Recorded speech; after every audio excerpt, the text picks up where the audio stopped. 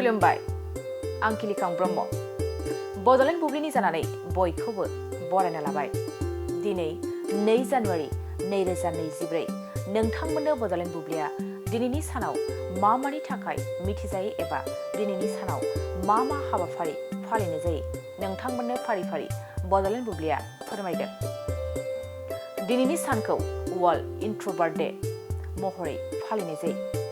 बे सानखौ बोसोरफ्रोमबो 2 जानुवारियाव फालिनाय जायो